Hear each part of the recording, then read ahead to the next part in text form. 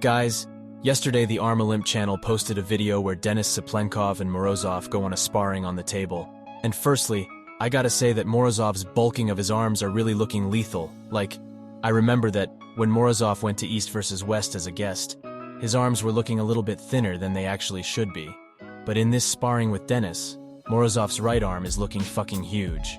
And this is just bad news to Morozov's next opponent, which is Genadi.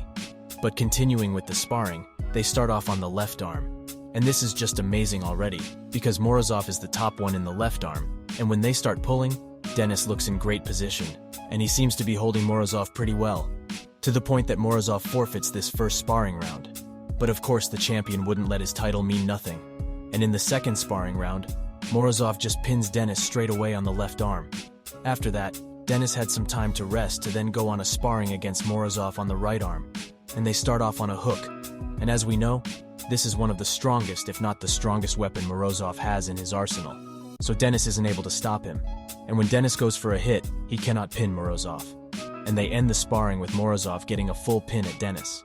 Just this sparring and Morozov's current shape tells me that Morozov was indeed on the right track to face Levan. Artyom Morozov is looking absolutely huge. His arms are just humongous. Not only that, but his entire frame too.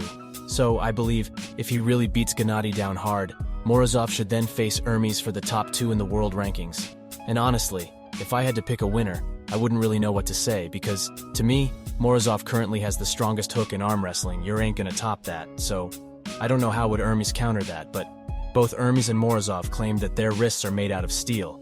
Obviously, we've seen that Levan cracked Ermes' wrist back, but of course only him could do it. So, if we had a match of Morozov versus Ermes, would be awesome to see who would have the strongest wrist. How do you guys think that match would go? Leave down in the comments and thank you so much for watching.